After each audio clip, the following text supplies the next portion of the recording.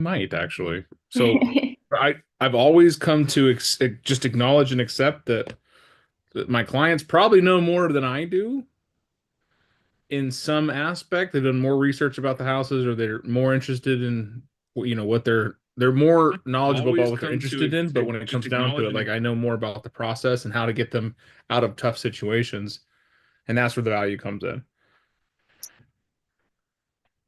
Honor their research, honor their understanding of things. And you're just like, because it's okay that they know more than you, but if you just add that one little thing,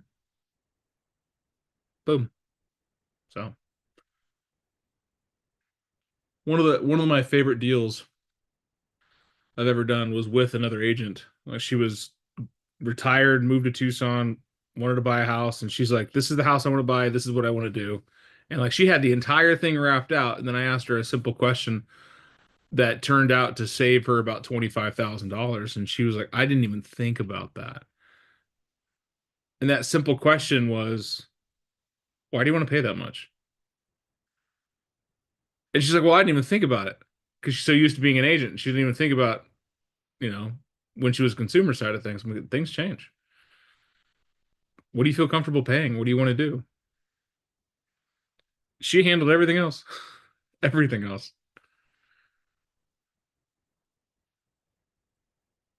Good morning, Joanne. Good morning, Serena. Good morning, Alexa. Good morning, Anthony. Good morning, Robin. It's 8:01. Time for fun. What are your wins, your celebrations, something you're proud of? Alexa should have something she's proud of.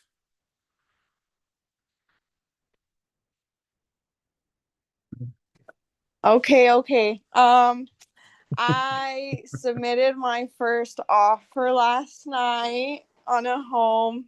Woohoo! Congratulations on submitting your first offer. You guys were all there once, right? You remember your first offer. Wait, I just missed it. Who submitted their first offer? Alexa. Heck yeah. Awesome. She's a detail-oriented individual herself, so like that. Love it. What other wins we got out there?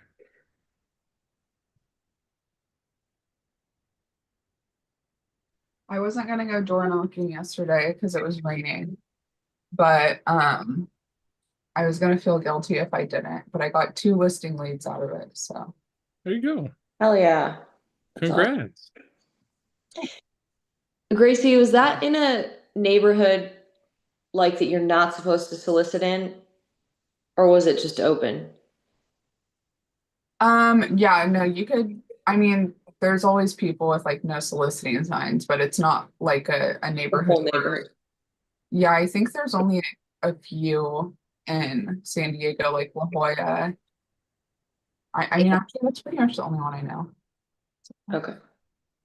I'm always curious because I know some people here will go do it anyway, and then I'm always nervous about that. Like going in when it says like the whole neighborhood where it's like no soliciting. Oh, actually, I've done that for like complexes and nobody Apartment cares. complexes? Yeah. I mean, I knock on doors that say no soliciting because I'm like, when it's for my open house, I'm like, I'm not soliciting anything. I'm just inviting you. Yeah. That's exactly what I was just about to say. If it says no soliciting, then don't make it about sales, make it about information. You guys should go knock on Dan's door. We hear he loves it. Well, if one of you guys knocked on my door, it'd be a different situation. As long as you're not parked in my front yard in front of my mailbox first. Nope, we're gonna stack rocks right across your driveway. That's okay. I know where you live. Yeah. Funny story. I have my friends in the neighborhood asking around to see if any of our neighbors got that guy's card. Why? Because there's other people that he did shit to? No, because now it'll tell me who he is, and I'm not a very vengeful individual, but you stacked rocks across my driveway. Yeah. You made me get out of my truck at 7:30 in the morning. It's cold. It's chilly. I'm like a bear in the wintertime. Being outside makes me grumpy. So I'm kidding. I don't care.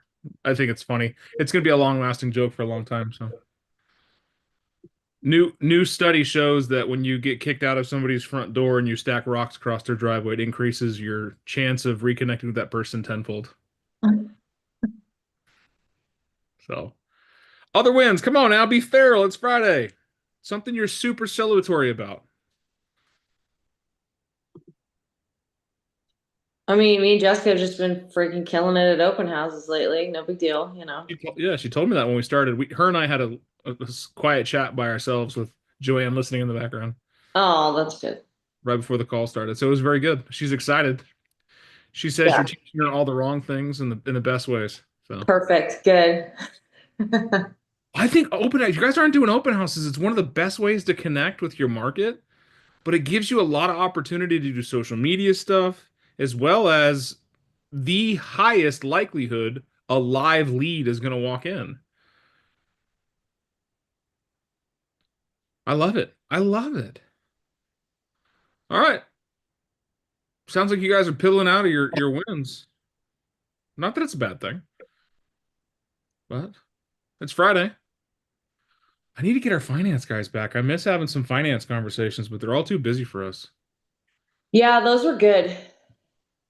We're working some things out with Sam to get him back, but I'll get him. I'll get him.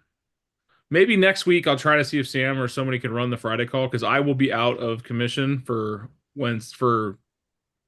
I think Wednesday, Thursday, Friday. What? 3 I whole might be on days? Wednesday, so What do you think you're doing having a life? taking the kids to Georgia. That's fun. So, what conversations, topics, objections, situations, or umbrings do you guys want to umber about this morning?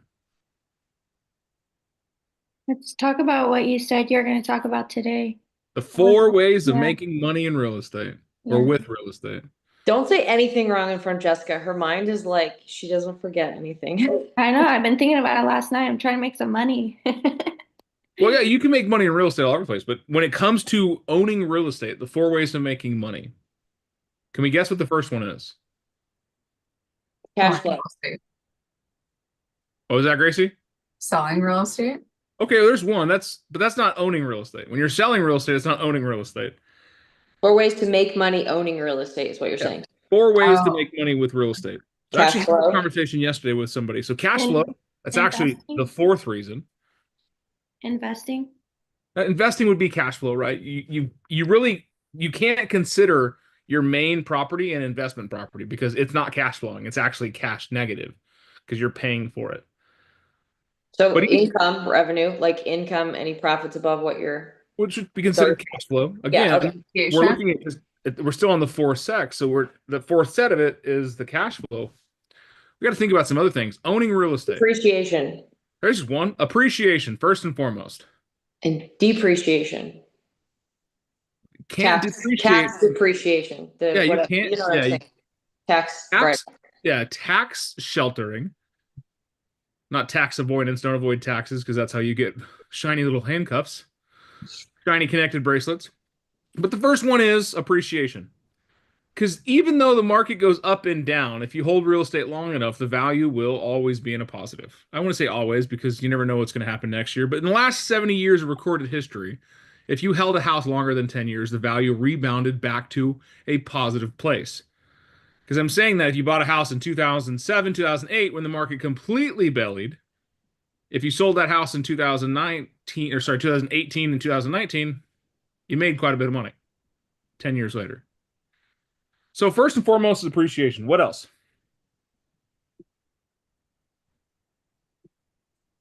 Christina's already kind of said it. She's got tax deferment. This is a caveat, though. If you pay cash for a house, do you get the tax savings? Well, you still get the depreciated asset, don't you? You can't depreciate your own home. Oh, I thought we were talking about an investment property. We're not there yet. This is just Oh. for ownership. Damn it.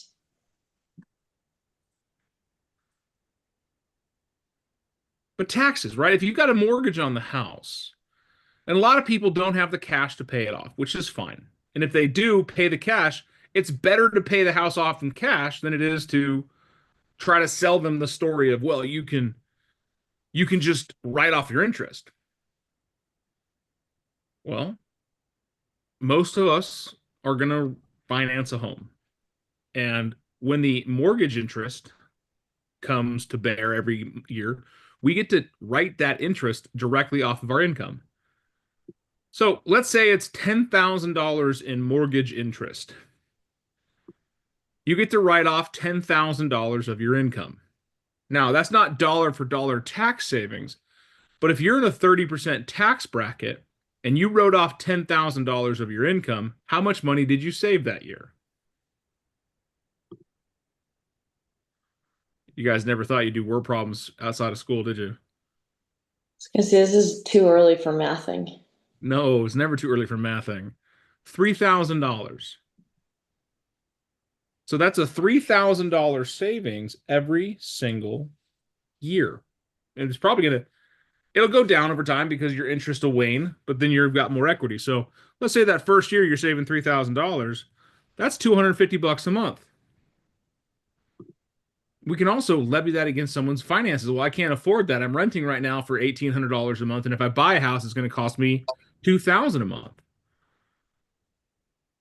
Well, how would you like to save $3,000 a year on your taxes just by owning the home? Now it's effectively costing you $1,750 a month and you're building equity. So first and foremost, appreciation. Second, taxes. The third one I just gave away.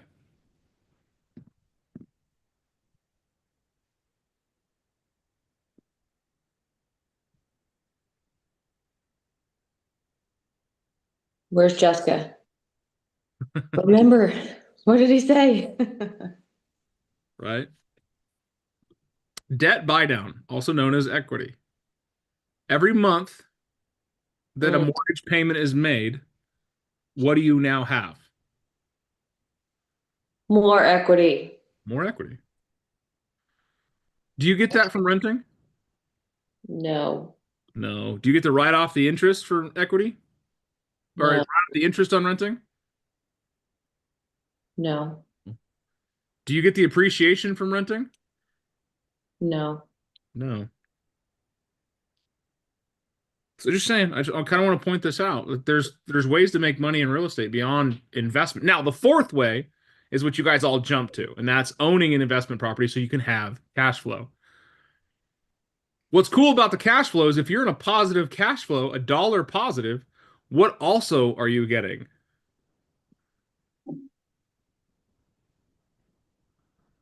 Let's think about it. You already own your primary house. This is your investment property.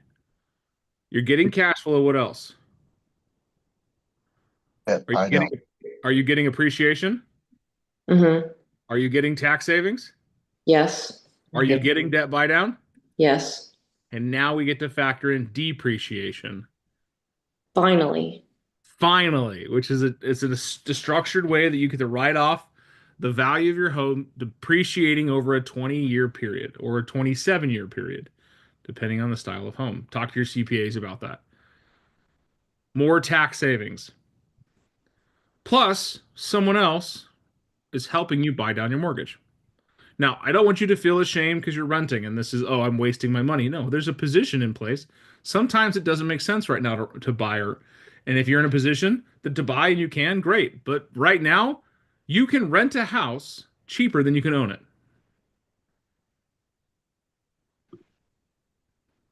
Did you know that? So if you're in a position financially where you're like, you know what, I just need a place to stay. I'm not looking at all the other advantageous avenues. So you might rent a place and then buy an investment property. Because maybe the investment property is different than what your family needs. Maybe you're doing some arbitrage. You guys ever heard of arbitrage? I think it's a bird. What's that? I said, I think it's a bird. It is. It's a very scary bird. An arbitrage, like you do, I've talked to a lady yesterday who's done this. I've seen it a couple times. Airbnb and short-term rental arbitrage, where they actually rent an apartment or a house from some individual that owns it for, let's say, $1,500 a month. That's their lease. And they have an agreement in place where they can then short-term rent it Mhm. and arbitrage it out. I don't own said property. I just own the lease interest. And I turn that lease interest into short-term lease interest. I'm subletting to a short-term capacity where now I'm paying $1,500 a month in a static amount to the owner. The owner's like, you know what? Just pay me $1,500 a month. It covers my bills. I'm good. I'm happy. Fantastic. And then I'm making $2,000 a month from the short-term rentals. What's my cash flow? It's $500. I bought this book, Dan, and I never have read it yet. It says How to Become Financially Independent on Airbnb Without Owning Property. I just told you. Exactly what you're talking about. Just told you. Man, Like I I summed gotta up that 70-page book in about 4 sentences. Well, fine, I'll throw it away. No, but read it, get some insight. But I'm oversimplifying a very complex thing. But there are ways to make money in real estate that are not just traditional cash flow. Yes. Can I ask, do you know about this or anybody out there? What are I'm gonna sound really stupid, but the investment vehicles where you can basically invest in it and then it's like a real estate equity group. Do you know what I'm talking about? Where you own. Syndication? They're What called is it? Syndication? Partly syndication, but there's also fractal ownership where you're buying into a share of a company that owns it. Yes. Yeah, basically. Yeah. So actually, That's becoming more popular, I think, right? they are, is because people want to get into the investment Yes, space. Anthony. So I'll show you this. So it's a company that I use, arrivedhome.com.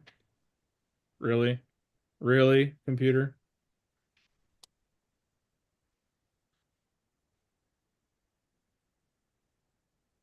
So you can actually invest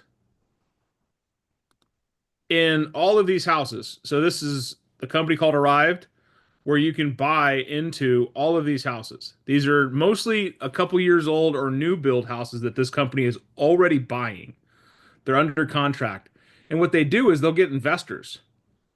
So what they do is they'll sell investment pieces to pay for the purchase price. So 1,121 people own a piece of this house. They own a piece of the share to this property. And then as it rents out, you get equity from it. So like this is my own personal portfolio. I've made $35 in 2 years. Total net return because the market's gone down. However, they have paid me $847 in total dividends. And I've only got about 7,200. I've got 7,700 total invested, but 7,200 cash balance in there. But you can see that there's an opportunity for you to invest as much as little as $100. Actually, it's as little as $10. You can invest to a house. So I don't even know where my portfolio is. So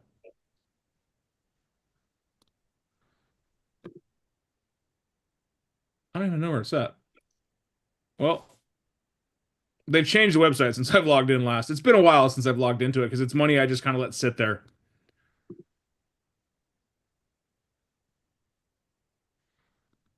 So these are all the houses I own a part of. You can see that I own 250 shares, 10 shares, 21 shares, 16 shares. Like I literally bought 21 shares for $10. I used some of my dividends and bought some of the Johnson House. But some of these are over time have, gone down in price. Like the Chelsea definitely dropped out because I bought that one at the top of the market. So it's losing some money, but it is giving total dividends. So I lost $5.90, but I've made $3.40. Lost $5, but made $300. This is your syndication or REITs, real estate investment trusts. But it's a great way for you to start investing small scale because you don't have tens of thousands of dollars to invest. You may have $10. Now, $10 isn't going to give you a huge dividend, but doesn't it add up over time? Just saying. There's a few of those companies out there now. I just liked Arrived because of the way they set it up. It was simple. And since then, they've bought a ton of houses.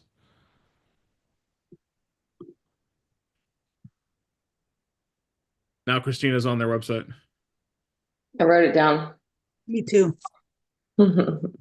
So I got into this when it first launched earlier in 2022 in our office because Aaron Wilson was talking about it, and I was like, that sounds interesting. Let's hear more about it. And then we jumped on, and right then and there, I bought $2,500 worth of shares in that Chelsea house,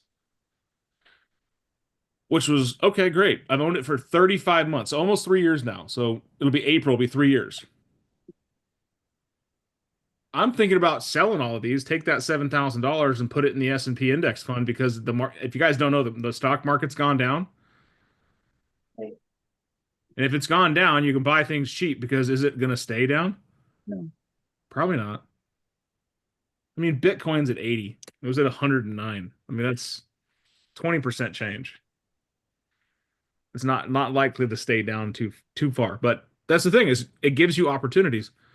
But what I did is this is the money I got from our profit share, the money that I never really saw anyways, and I invested it here so that it grows exponentially. I'm getting equity on the house and I'm getting the dividends from the stock.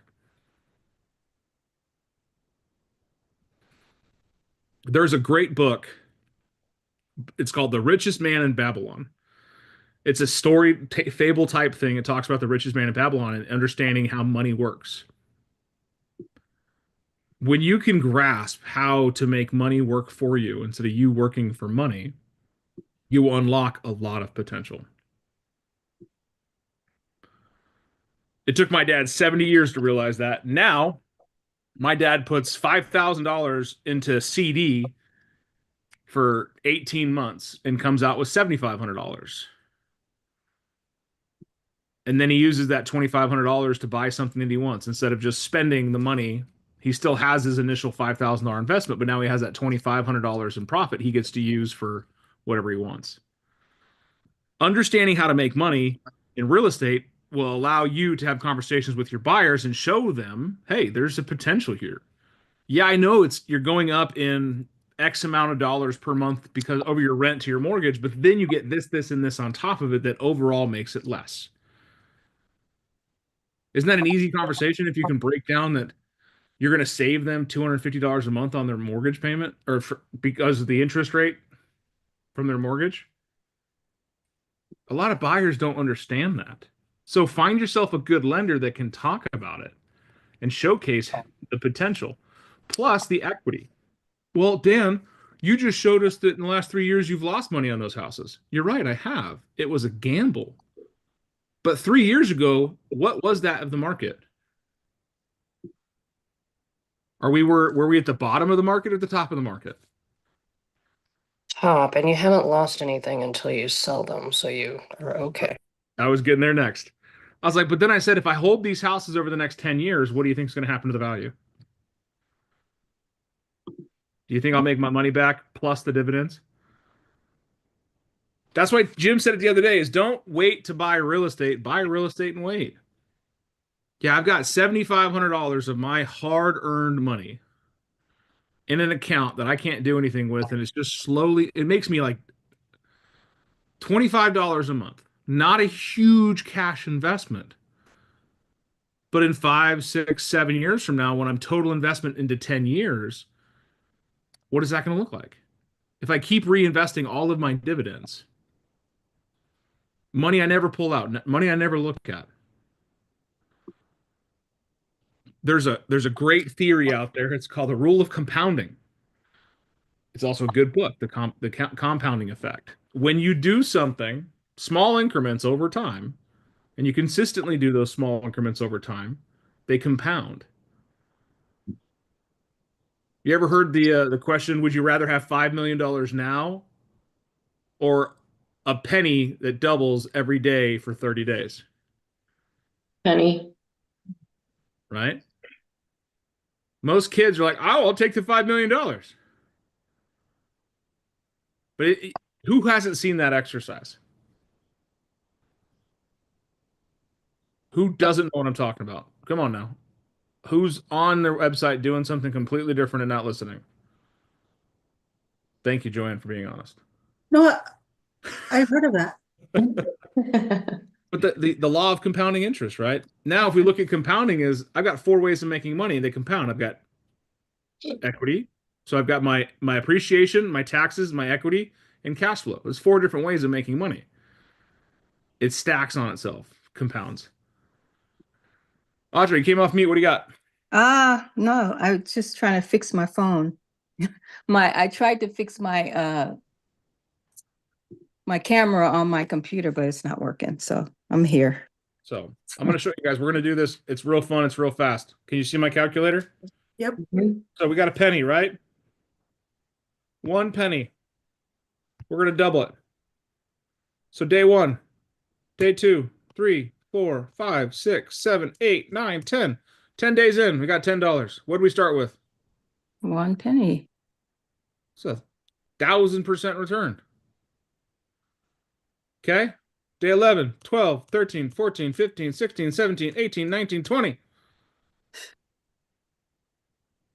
We went from $10 to 10,000. That's quite the return. 21, 22, 23, 24, 25, 26, 27, 28, 29, 30. $10 million.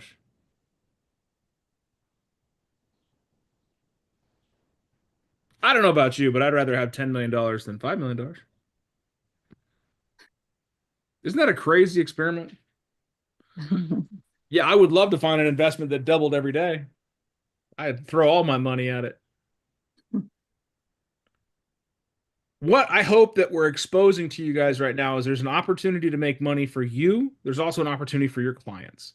This is a great conversation to have with people that are renting, that are just never thought about buying. Some of you are renting and want to buy and you're just feverish about it. You'll get there. I know you will, and I'll do everything I can to help you. But you've got clients out there that have never known someone who owned a house. Their family's been renters. They've been renters. Their kids are renting because they don't know better. What does it take to rent a place these days?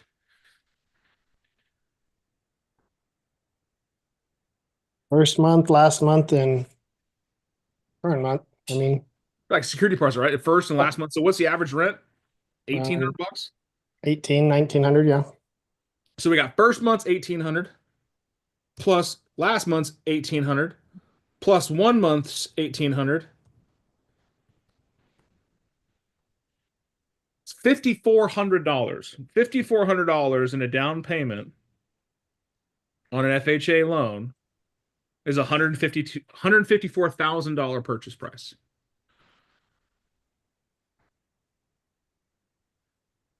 Are there many properties out there for $154,000? Not in Tucson. Sure as hell not San Diego. Sure there are. They're called co-ops. Can you get an FHA loan on a co-op? Absolutely not. Then don't Well, talk. You can look in other, like you talked about yesterday, looking in other locations. Yeah, other Yeah, states. that's, There are still states out there you can get a house for $150,000, $200,000.